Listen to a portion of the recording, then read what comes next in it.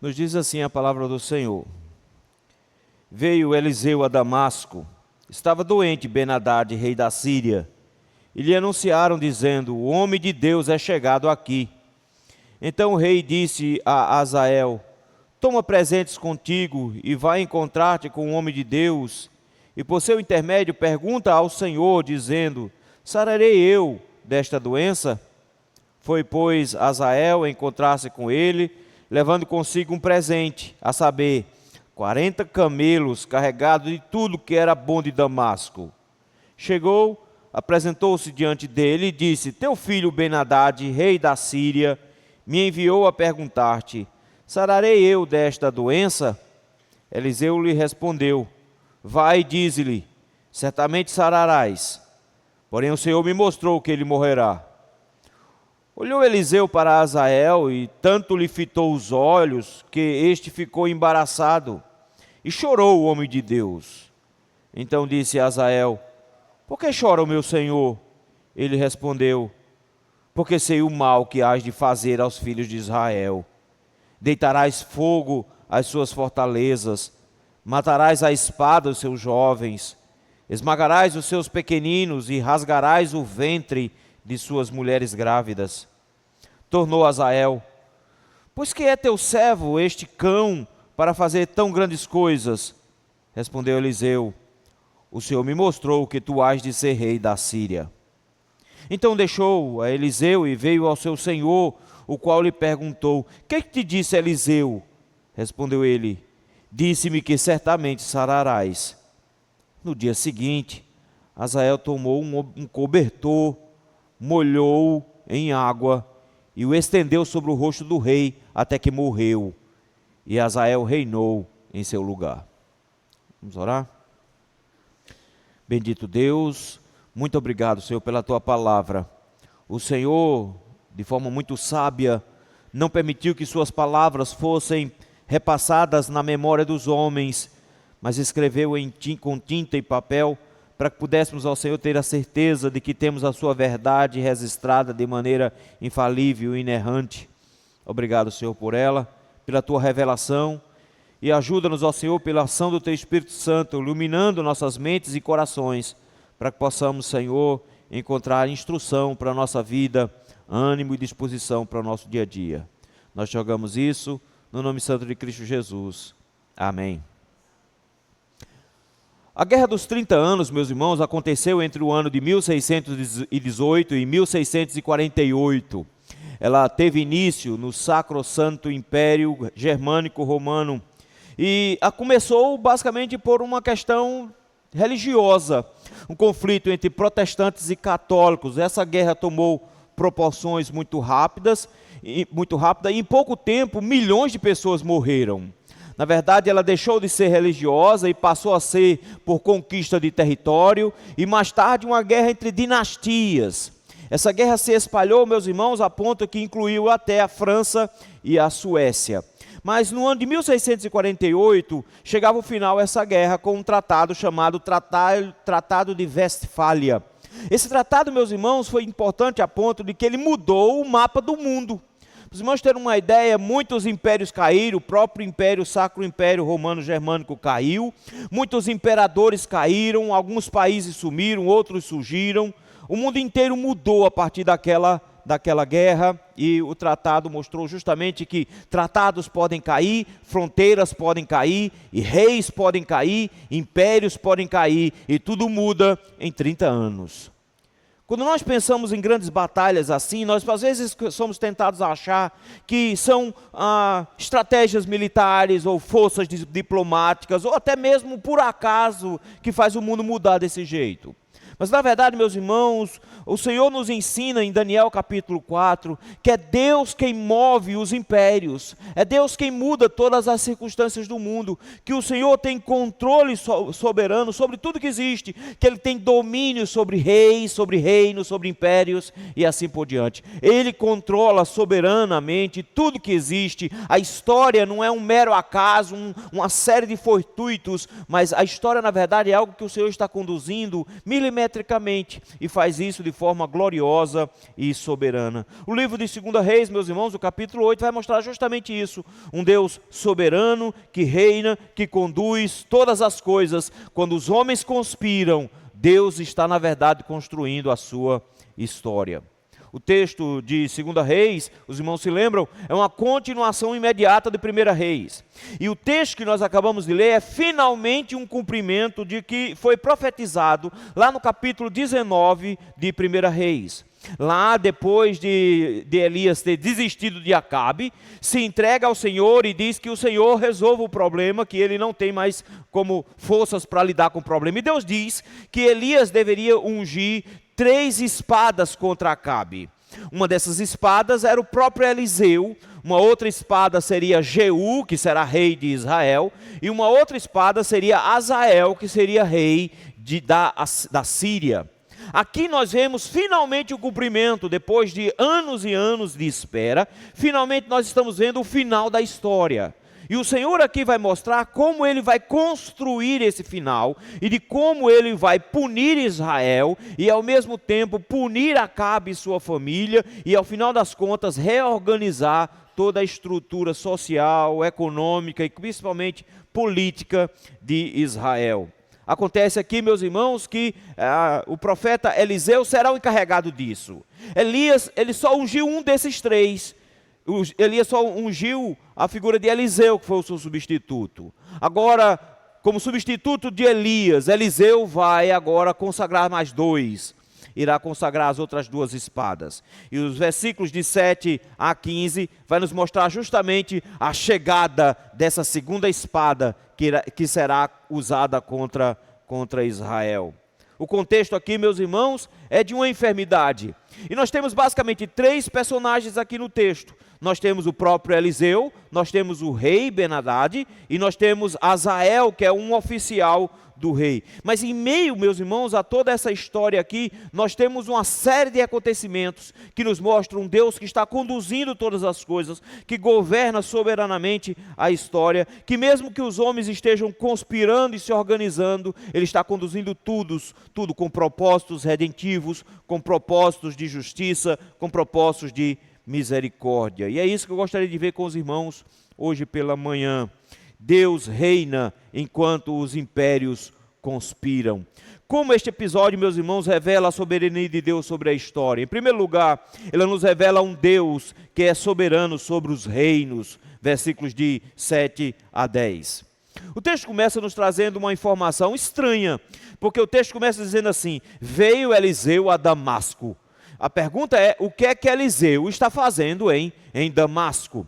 As últimas histórias que nós ouvimos foram terríveis, de como Damasco sempre tentou lutar contra Israel. A grande fome que veio sobre Samaria foi Damasco que estava fazendo, foi Ben-Hadad que estava produzindo. Ben-Hadad já mandou um exércitos tentarem derrubar Israel, e Eliseu interviu, ficava apontando onde o exército estava, Israel ficava se desviando. Mais tarde ele próprio mandou um exército para tentar pegar Eliseu, e Eliseu desmoralizou o exército dele, levando para dentro de Samaria, depois devolvendo todo mundo com barriga cheia, mas mãos vazias. Porque, então, essa inimizade entre Eliseu e Ben-Hadad faz com que Eliseu vá justamente para Damasco. Eliseu vai para o pior lugar do mundo. Ele vai para a casa do próprio inimigo dele, alguém que tinha tentado matá-lo pouco tempo antes e que tinha sofrido várias derrotas justamente por causa de Eliseu. As perguntas aqui não têm resposta. Alguns acham que Eliseu foi visitar Naamã. Lembre que Naamã é daqui de Damasco. Ao que tudo indica, ele foi substituído. Nós não sabemos por que ele foi substituído. Você vai ver que o oficial principal agora é Azael e não mais Naamã. Nós não sabemos se aquele problema que Naamã tinha pensado de não poder entrar no templo afetou de alguma forma o compromisso dele com o rei, mas o rei substituiu Naamã. Nós não sabemos se ele foi conversar com Naamã ou se ele simplesmente foi para lá porque o Senhor tinha uma ordem para lá. Mas o texto começa agora a nos mostrar que o rei na época estava numa situação bem difícil. O texto nos diz que quem estava reinando era Ben-Hadad, rei da Síria, e que o rei estava doente na época. Ao que tudo indica, essa doença era uma doença grave, a ponto do rei achar que ia morrer. O rei fica preocupado com a morte. Mas aí é interessante ver também como, de alguma maneira, o rei tem uma atitude agora completamente diferente em relação a Eliseu. Porque se ele está sabendo que Eliseu está na cidade, no versículo número 7, alguém diz para ele, olha, o Eliseu, o homem de Deus, está na cidade. Ele podia ter dito, agora é a oportunidade, vamos lá, vamos pegar e vamos matá-lo. Mas o rei está bem aperreado, porque ele acha que vai morrer dessa doença que ele pegou. E nós vemos uma atitude de Ben-Hadad que ninguém espera. Nós nem sabemos por que ele tomou essa atitude. O texto nos diz, no versículo número 8, que ele mandou o seu oficial principal, um homem chamado Azael, a encontrar com o profeta Eliseu, mas com uma ação bem estranha. O texto nos diz que ele deveria se encontrar com o homem de Deus. E essa expressão, homem de Deus, aparece o tempo inteiro aqui para mostrar que eles estão olhando para Eliseu como profeta do Senhor, profeta oficial do Senhor, aquele que representa o próprio Deus de Israel. Mas é o Deus de Israel se apresentando numa nação estranha, está vendo? É o rei de Israel numa nação pagã. Mas o rei dessa nação pagã busca o Senhor. Olha o versículo 8 como é estranho. O texto diz assim, então o rei disse a Azael, toma presentes contigo, vai e encontra-te com o homem de Deus, e por seu intermédio, pergunta, olha para quem? Pergunta ao Senhor. E ele usa o nome Senhor, o Deus de Yahvé, o Deus de Israel, o Deus da aliança com o povo de Deus. De alguma maneira ele faz referência direta ao Deus de Israel que revela coisas. O Deus de Israel que tinha revelado onde o exército dele se escondia. O Deus de Israel que estava com o profeta. De alguma maneira ele conhece o Deus de Israel e tem um respeito diferente aqui.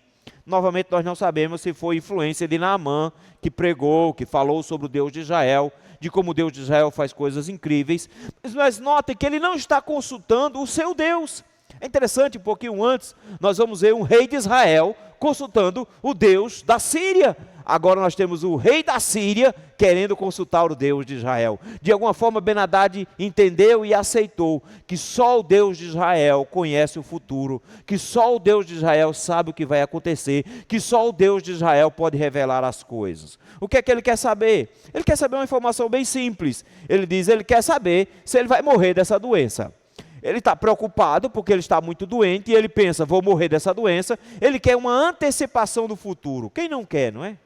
Todo mundo de alguma forma quer de alguma maneira saber um pouquinho do futuro. A gente queria saber um pouquinho disso. Não se preocupe não, vai ser bem diferente do que você espera. Mas no final das contas não faz sentido nem saber o futuro.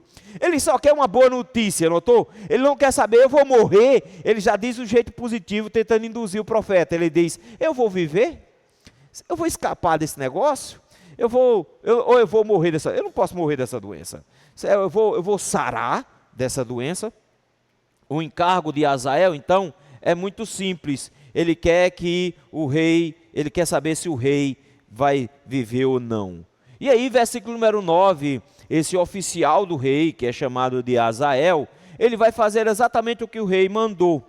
Note que a ordem era bem simples. Primeiro, presentes. Segundo lugar, consulta. Essa ordem, meus irmãos, leva aquele pressuposto como se o rei estivesse tentando agradar o profeta para de repente ter uma boa notícia, quem sabe, ou agradar o profeta, até para que o profeta se entregasse a falar alguma coisa, porque o profeta podia simplesmente dizer, não digo não, e aí paciência, ficava em nada. Mas o presente foi grande. O texto nos diz que Azael arrebentou no presente. O texto diz que ele levou 40 camelos carregados de tudo que era bom de Damasco. Já imaginou? Tudo que tinha de coisa boa, queijo de manteiga, doce de leite. Colocou tudo que havia de melhor na cidade, o que havia de mais gostoso, mais interessante, mais caro, mais bonito. Junta tudo isso em camelos, e meus irmãos, são 40 camelos. É muito animal. Veja, não é 40 burros que dá para carregar uma boa carga. Camelo carrega muito mais coisa. A ideia não é necessariamente a qualidade, está vendo? Ele diz, o que é de melhor. Mas o ponto era a quantidade, são 40. É muito camelo. Interessante que o texto não diz se Eliseu aceitou ou não. O texto não diz isso. Quando Naamã tentou dar presentes, Eliseu não aceitou. Aqui não diz. Há quem acha que Eliseu aceitou. Eu não sei. O texto não está dizendo se ele aceitou ou não aceitou. Mas o segundo passo era muito importante. A ideia era a consulta. E olha só a forma como Azael vem com a consulta. Ele diz assim: teu filho Ben-Hadad, rei da Síria. Como assim teu filho? Esse cara estava tentando matar Eliseu faz pouco tempo. Teu filho. Na verdade é uma maneira de rebaixar o rei e gabar um pouco Eliseu, como que elogiando na tentativa de ganhar o coração de Eliseu. Teu filho, esse que é submisso a ti, tentou te matar dia desse, mas deixa para lá, deixa as coisas no passado. Na verdade ele tenta humilhar o rei para que tenha uma resposta. E a pergunta é muito simples. A pergunta é: sararei eu desta doença? A mesma pergunta que o rei mandou esse oficial dar sem mudar nenhuma vírgula. Esquisito mesmo é a resposta de Eliseu. Ele dá uma dilmada nessa hora e dá uma resposta estranha. A resposta de Eliseu é: morreu, mas passa bem. Tem, mas está faltando. A resposta dele não é estranha. A resposta dele é: certamente sarará. É uma convicção enorme que ele tem aqui. Não, com certeza ele não vai morrer dessa doença. Dessa doença ele não morre. Ele vai ficar bom dessa doença. Mas logo em seguida ele diz: mas vai morrer. E aí a gente pergunta: mas peraí, ele vai morrer ou vai viver? Não, da doença ele não morre não. Mas ele vai morrer. Ele vai morrer. E um profeta diz de uma forma muito bonita. Ele diz assim: porém o Senhor, está vendo? Usa a mesma palavra que o rei usou, para mostrar que é o Deus de Israel, não o Deus da Síria, o Deus de Israel, com quem Israel tem um pacto, é quem mostra as coisas. E que o Deus de Israel mostrou que o rei não ia morrer da doença, mas que ele estava com a corda no pescoço de todo jeito. A certeza que o profeta tem é que o rei vai morrer, não da doença, mas outra coisa vai matar o rei. Mas Eliseu aqui não diz o que é que vai matar o rei, mas dá uma certeza de que nos reinos não existe por acaso, não existe coisas que acontecem de qualquer jeito. Nos reinos e entre os reis, tudo acontece de acordo com a vontade de Deus. Primeiramente, a própria doença que foi colocada no rei, foi a mão do Senhor já enfraquecendo o rei, tirando do rei o poder e dando ao rei fragilidade, a ponto do rei precisar consultar um profeta de uma nação vizinha, de um Deus a quem ele não adora, tentando descobrir o que vai acontecer com ele. Um rei fragilizado, não só fisicamente, mas psicologicamente. Um rei que estava angustiado, preocupado somente em escapar de uma doença. Deus, meus irmãos, Ele conduz a história, às vezes com poucas coisas e coisas pequenas. Nós achamos que Deus precisa de uma guerra mundial para botar o mundo com medo. Não, Deus só precisou de um vírus chinês para colocar todo mundo com medo. Era um negocinho tão pequenininho que ninguém via, todo mundo botando máscara e ele passando pela máscara. Mas todo mundo aperreado com esse negócio. Todo mundo inventou de tomar uma vacina, sem nem saber o que tinha dentro da vacina. Mas o mundo inteiro com medo, trancado dentro de casa. O Senhor não precisa de coisas grandes, imensas, para mover o mundo inteiro. O Senhor precisa, às vezes, de uma simples doença para mover um coração de um rei arrogante e presunçoso. E nesse processo aqui, meus irmãos, Deus não só prevê os eventos. Essa é a grande questão que Ben-Hadad levanta. Ele acha que Deus somente é capaz de prever o que vai acontecer, se ele vai morrer ou não. Mas Deus está conduzindo os eventos aqui, de forma que haverá uma grande mudança no governo da Síria, e Ben-Hadad nem sabe disso. E o que o Senhor está dizendo é: não é uma questão se ele vai ou não morrer dessa doença que ele pegou, mas Deus está mudando o governo de uma nação inteira, porque tem um projeto para esta nação. E Deus vai mover esse governo inteiro de forma muito rápida e direta. Enquanto os homens tramam, meus irmãos, enquanto os homens projetam e planejam, como diz o Salmo 2, enquanto os homens conspiram contra o Senhor e contra o seu ungido, o Senhor ri do mundo, o Senhor ri dos homens que planejam em suas salas secretas o que vão fazer com a história. O Senhor ri dos homens que acham que em seus gabinetes conseguem controlar tudo. O Senhor ri dos homens que têm grandes botões vermelhos que podem explodir grandes áreas, como se tivessem poder para fazer tudo. O Senhor ri dos homens que conspiram, porque quem controla tudo que existe é o Senhor. Ele mostra que ele controla reinos inteiros. O que são homens poderosos, senão meras formiguinhas controladas pelo Senhor? O que são homens poderosos, senão meros manetes, joguetes do Senhor, que ele coloca para lá e para cá? Ele coloca rei, ele tira rei, ele move corações de rei. o Senhor tem controle perfeito sobre tudo. Por isso, meus irmãos, quando olharmos para o mundo e vemos a bagunça em que o mundo está, pare de achar que tudo isso é um caos. Pare de achar que a coisa está desgovernada. Quando ver a injustiça e contemplar a injustiça, lembre-se, o Senhor não desceu do trono e se escondeu enquanto os homens fazem o que querem. Até as coisas mais que os homens planejam, até as conspirações que eles fazem, as mais escondidas conspirações, tem a mão do Senhor conduzindo a história para a sua própria glória, para a sua própria vontade. Deus está conduzindo tudo. Ele reina enquanto os impérios conspiram. Pensando nisso, Deus reina enquanto os impérios conspiram. Nossa pergunta é como este episódio revela a soberania de Deus sobre a história. E em segundo lugar, revela um Deus que é soberano sobre o futuro. Versículos de 11 em diante. O profeta tinha dito para Azael que o rei ia morrer, mas ele não disse o que ia acontecer, como é que o rei ia morrer, nem disse muito menos o que ia acontecer depois da morte do rei. A notícia então não é boa para o rei. A notícia para o rei é: da doença tu não morre, mas de outra coisa tu vai morrer rapidinho. Ele então tem uma sentença de morte sobre a sua cabeça. Mas nesse instante, meus irmãos, a partir do versículo de número 11, acontece um negócio esquisito. Porque o profeta acabou de ver o Senhor mudando a história na frente dele. O profeta acabou de ver o Senhor dizendo: eu vou mudar o governo da Síria. Eu vou transformar o governo da Síria em outro governo. Mas do nada o versículo 11 é muito esquisito. Porque no versículo 11 o texto diz que o profeta começou a olhar para Azael. Alguém já olhou para você assim? Chegou assim e ficou olhando para você sem dizer nada, te encarando. Como é que a gente fica quando acontece um negócio? A gente fica incomodado, né? A pessoa está olhando e você de repente está num lugar com um monte de gente e a pessoa olhando para você, você finge que não está olhando e olha para um lado e olha para o outro, vê de um outro. E para que ele está olhando para mim? E o que ele quer comigo? Por isso que o texto diz assim, que olhou Eliseu para Azael, tanto lhe fitou o olho, que ele ficou embaraçado. Azael ficou confuso. Porque do nada o profeta botou o olho nele e ficou só olhando para a cara dele. E aí Azael fez: ué, o que está acontecendo? Eu estou com a cara suja, tenho a catota. Não é isso que você pensa, né? A gente pensa logo nisso. Alguém está olhando muito para a tua cara, você já pensa que tem alguma coisa suja na cara, não é? E Azael fica pensando assim: ué, mas a coisa ficou ainda mais esquisita. Porque depois de ficar encarando Azael o tempo inteiro, e ele já ficar incomodado porque está encarando, do nada o profeta dispara no choro. O negócio está estranho, não está?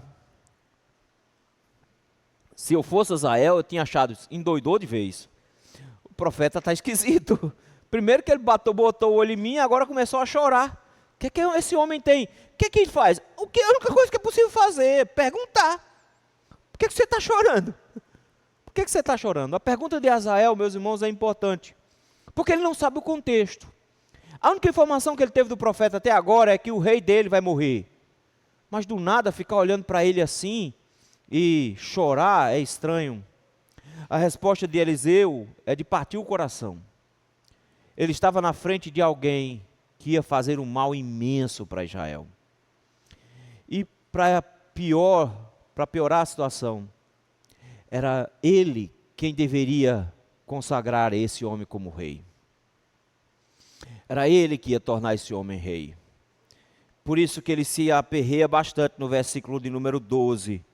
Azael pergunta: por que meu senhor está chorando? A resposta dele é: porque sei o mal que hás de fazer aos filhos de Israel. Aquele momento em que o profeta estava olhando para Azael, o Senhor estava mostrando todos os eventos futuros. O Senhor estava mostrando o que ia acontecer. Israel, meus irmãos, tinha pecado contra o Senhor. Acabe tinha destruído o coração de Israel, espalhado a idolatria, e por isso o Senhor estava punindo Israel já faz tempo.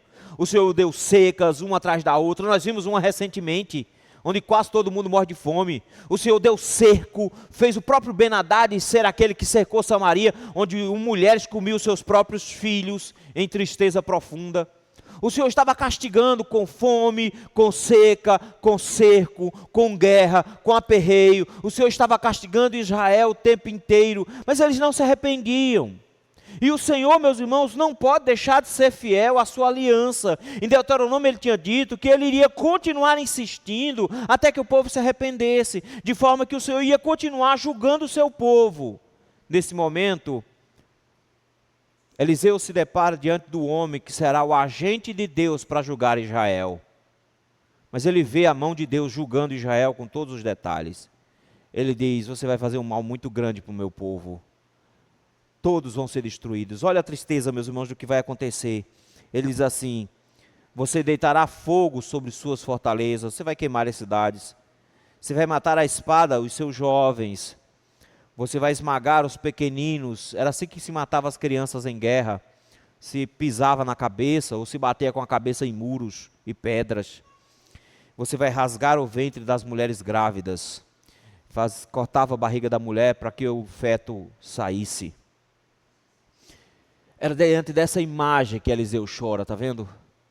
Isso aqui nos mostra uma coisa interessante, meus irmãos, que não existe prazer em anunciar o juízo do Senhor. Que não pode haver prazer no coração do cristão ao anunciar que Deus vai julgar uma nação. Que a gente não olha para as pessoas e diz: está vendo? Bem feito. Olha aí o que Deus está fazendo com vocês. Porque não existe alegria em juízo. Porque esse não é o sentimento que o meu Deus tem. A Bíblia nos diz que o Senhor, Ele tarda o juízo justamente porque quer que os homens se arrependam. Que Ele não tem prazer na morte do ímpio antes que ele se arrependa. Não existe prazer no profeta em anunciar o juízo de Deus sobre Israel. Não existe alegria e satisfação em seu coração em ver os ímpios de Israel sendo punidos. Ele tem tristeza profunda, ele chora porque ele sabe que Deus vai castigar Israel. O próprio Jesus nos mostrou isso, quando diante de Jerusalém, ele disse: Jerusalém, Jerusalém, que matas os profetas, quantas vezes eu quis aninhar vocês, como uma galinha aninha os pintinhos, e vocês não quiseram. O Senhor via Jerusalém sendo invadida no ano 70, via a quantidade de mortos que Roma iria produzir, e ele chora diante de Jerusalém. Aquela Jerusalém queria matá-lo, aquela Jerusalém queria crucificá-lo, mas ele não sente prazer em ver a ira de Deus caindo sobre os homens. Nós não comemoramos morte de ímpio. Nós não comemoramos morte. Eu achei estranho os crentes comemorando a morte de Osama Bin Laden lá atrás, lembram lá naquela época? Os crentes, glória a Deus, que não, meu irmão, ele foi para o inferno. Nós não comemoramos morte de ninguém, porque o Senhor estava executando o seu juízo. E quando Deus executa o seu juízo, nós não nos alegramos, nós nos entristecemos. Nós glorificamos a Deus, mas nós nos entristecemos. É isso que Isaías está fazendo, é isso que Eliseu está fazendo aqui, está triste. Ele chora, porque ele sabe que o futuro está determinado. E quando Azael pergunta o que está acontecendo, ele diz: você vai fazer um mal muito grande para Israel, você vai destruir tudo. A pergunta que Azael faz é: como? Como é que eu vou fazer um negócio desse? A pergunta dele é: se teu servo, este cão, pode fazer uma coisa tão grande? Porque o que ele disse era uma coisa imensa: destruir cidades, matar muita gente, milhares de pessoas. Eu sou um cão. Quando ele diz que ele é um cão, ele não está dizendo: eu não sou tão ruim assim. Ele não é isso que ele está dizendo. Ele está dizendo: eu não tenho poder, eu sou um João ninguém, um Zé ninguém. Eu não tenho força nenhuma. Como é que eu posso fazer um negócio tão grande assim, se eu não tenho força nenhuma? O Senhor então vai mostrar que o futuro de desgraça de Israel é na verdade o futuro de glória de Azael. E Deus vai revelar o futuro para ele de uma forma muito interessante. O profeta diz assim: o Senhor me mostrou. Notou que o tempo inteiro o texto fica usando essa expressão? O Senhor mostrou. O Senhor mostrou. O Deus de Israel quem está fazendo isso. E Ele me mostrou o que vai acontecer. E Ele me mostrou o que vai acontecer, não porque Ele simplesmente viu o que vai acontecer, mas porque Ele escreveu tudo o que vai acontecer. Ele me mostrou. E agora nós temos uma informação importante: que você será o rei da Síria. A pergunta de Azael é: com que poder eu vou fazer tudo isso? A resposta é: você vai se tornar rei. Você vai se tornar rei da Síria. Isso, meus irmãos, ao que tudo indica, calou no coração de Azael.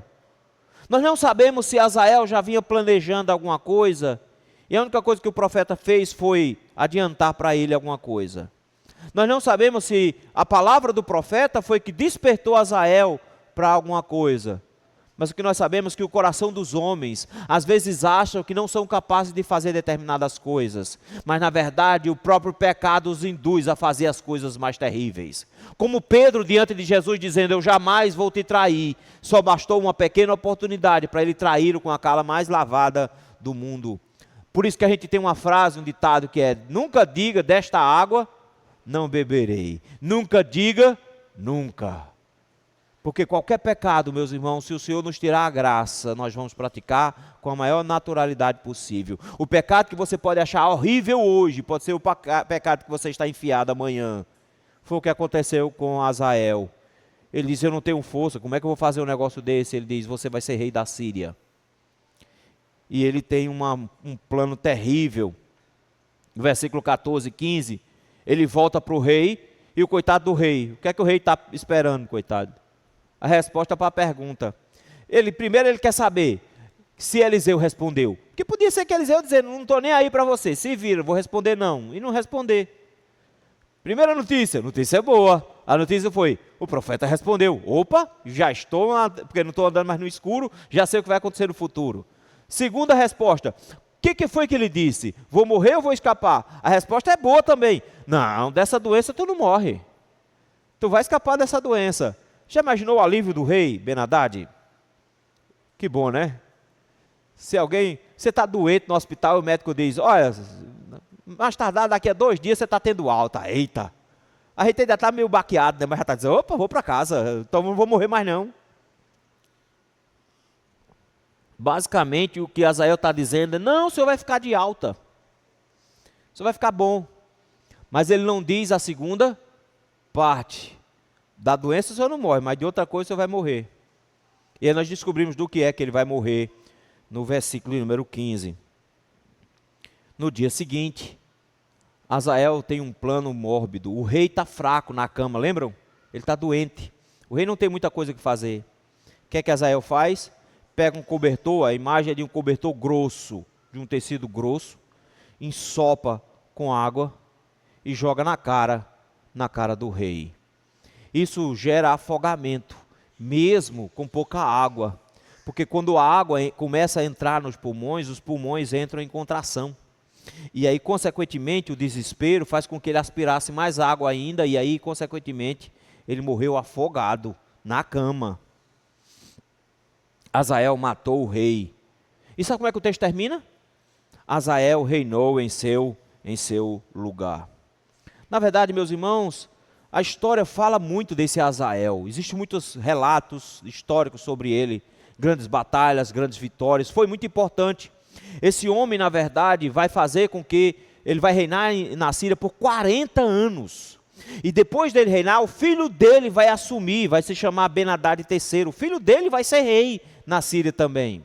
Mas é interessante como ele é chamado na história. Ele é chamado na história como aquele sem família, para dar a ideia de que ele não tinha origem real, como se ele fosse do povo e tivesse assumido. Mas adivinha, em canto nenhum da história diz como foi que ele assumiu o trono. Só diz que do nada ele cai de paraquedas e se torna rei da Síria. Mas a Bíblia diz como é que ele chegou ao trono. Ele chegou como um regicida. Ele chegou matando o rei. O Senhor estava enxergando e apontando o futuro, quando disse, primeiro, o rei vai morrer. Segundo, Azael vai assumir. Terceiro, Deus vai julgar Israel por causa dos seus pecados. Um Deus que conhece e governa o futuro. O juízo de Deus, meus irmãos, não é frio, pelo contrário, ele se compadece, ele lamenta. Mas o futuro, meus irmãos, não pode ser mudado, assim como o passado não pode ser mudado. O Senhor conduz e controla tudo que existe, e tudo que está no futuro está na mão do Senhor. Se tudo que está no futuro está na mão do Senhor, e o Senhor sabe, conhece e escreve o futuro, eu não preciso ficar com medo da história que o Senhor tem reservado para mim. Eu não preciso de profeta na igreja dizendo o que vai acontecer no futuro. Eu não preciso de ninguém adivinhando a minha vida. Eu não preciso que Ele me diga o que vai acontecer comigo, porque a parte boa de estar debaixo da mão do Senhor é se surpreender com sua graça a cada dia, vendo Ele fazer mais e melhor do que a gente pensa ou sonha. Essa é a parte boa. Mas eu não posso esquecer de que o futuro não pode me fazer medo. Eu não posso ter medo do que está pela frente, simplesmente porque no futuro tem um Deus que controla todas as coisas. O futuro não é uma série de eventos, não é um caos. O futuro é aquilo que Deus escreveu desde antes da fundação do mundo. Por encontrarmos um Deus soberano em meio às conspirações dos homens, por encontrarmos um Deus soberano em meio à conspiração de reis e mudanças de governo, nós somos agora, meus irmãos, desafiados a algumas atitudes importantes. Primeira atitude, meus irmãos, confie plenamente no Senhor. Deus governa sim todas as coisas. Não existe um único evento que aconteça no mundo que o Senhor não esteja conduzindo. Se não cai um cabelo da nossa cabeça sem que o Senhor esteja controlando, por que você acha que um rei vai cair sem que Deus controle? Por que você acha que alguém vai sair do poder e outro vai entrar sem que Deus controle? Não, meu irmão, você não pode colocar suas esperanças no mundo, em quem é presidente ou deixa de ser presidente do país, mas Deus coloca as pessoas do jeito do seu plano, e não importa se você gosta ou desgosta do governante que está governando, o Senhor está conduzindo. Então o que é que você tem que fazer? Descanse no Senhor. Confie que o plano do Senhor é bom. Às vezes o projeto parece que vai dar errado. Às vezes quando você vê o Senhor fazendo um negócio, isso aqui vai dar muito errado depois. Senhor, o que é que vai acontecer? Deus está conduzindo todas as coisas para a sua volta. Jesus está conduzindo todas as coisas para o dia glorioso do seu retorno. Ele está conduzindo todas as coisas para o dia em que Ele irá julgar os ímpios e salvar os santos. Tudo vai terminar bem. Confiemos no Senhor. Vamos parar de ficar viciado em notícia de internet. Vamos parar de ficar caçando todo dia uma notícia boa, porque eu vou dizer uma coisa que você vai encontrar. Um dia a notícia é boa, no outro dia duas notícias ruins. Eita, coisa boa, agora o Brasil vai, no outro dia não vai mais não, agora deu para trás de novo. Você vai ficar nesse desespero o tempo inteiro, entrando na internet, indo para Facebook, indo para Instagram, indo para YouTube, tentando encontrar notícia. Vai encontrar um bocado de profeta dizendo, agora aconteceu em Brasília, tudo vai mudar, acabou de ser preso. E você vai ficar nesse desespero sem esquecer de que Deus está lá na frente, controlando todas as coisas.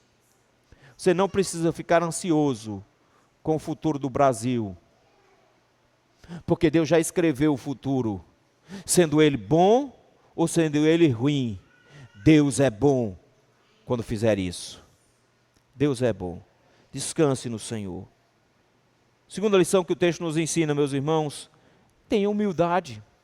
Descanse o seu coração no Senhor e lembre-se que é o Senhor que conduz todas as coisas. O Salmo de número 2 nos lembrou, meus irmãos, de que os reis deveriam ser humildes e beijar o filho para que ele não se irrite. De forma que a humildade nos leva a lembrar, meus queridos, que nós não temos força nem poder de nada. Que os homens não têm poder de nada. Então pare de confiar em multidões. Pare de confiar em passeatas. Pare de confiar em movimentos. Porque na verdade, no final das contas, quem conduz tudo é o Senhor. Então apresente-se em humildade diante de um Deus que Ele sim controla tudo que existe. A oração do justo pode muito em seus efeitos. O Senhor é quem controla tudo. Por isso se lembre, nós somos basicamente pó. É só o que nós somos. Não ache que homens são capazes de mudar o mundo. Deus muda o mundo por meio de homens. Mas é Deus que continua controlando. Por isso tenha humildade. Não coloque nos homens, nem você, nem no seu braço, a capacidade de mudança. Aprenda a se colocar no seu lugar e entregar tudo na mão daquele que realmente governa e que controla tudo.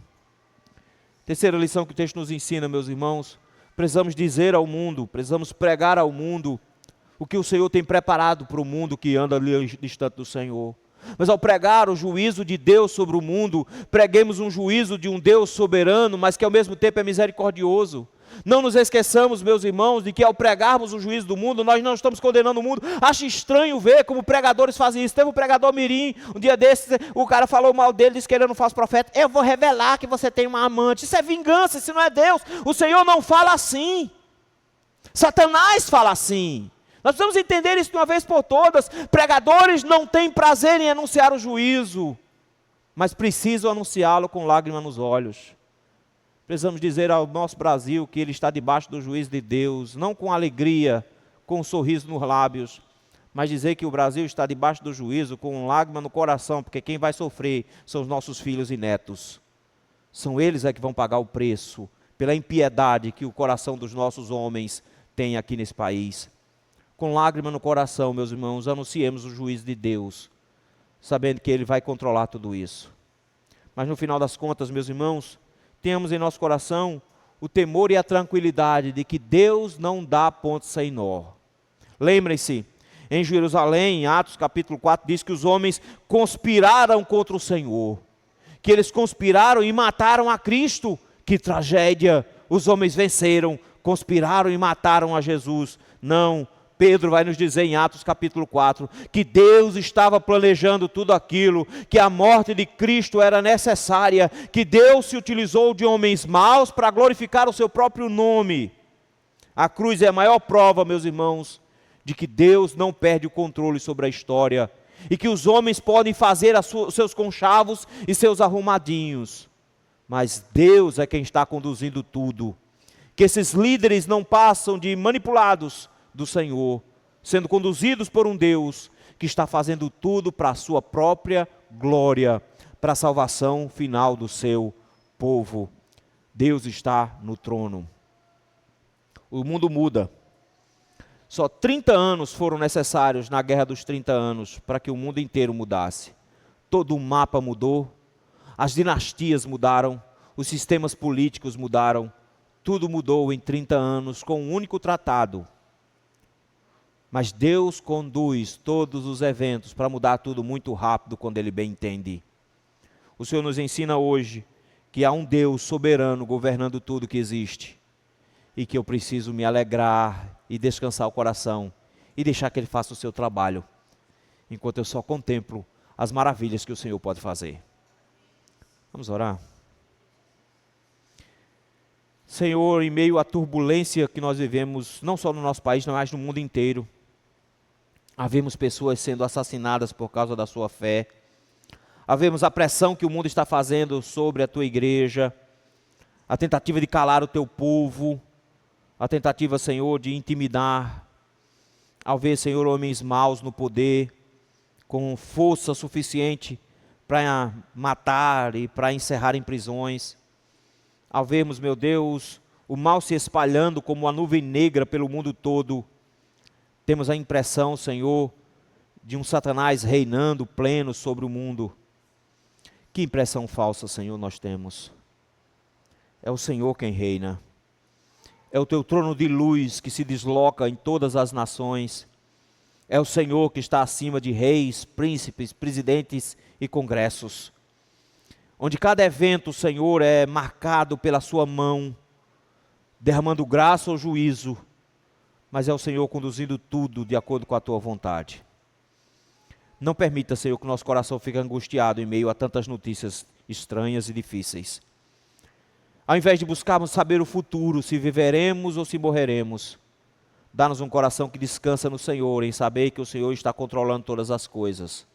Que independente de qual seja aquilo que o Senhor tem reservado para nós, se um momento áureo de felicidade, ou se de um momento de tristezas e angústias, o Senhor não deixa de ser bom, e não deixa de nos amar por nos permitir passar por isso.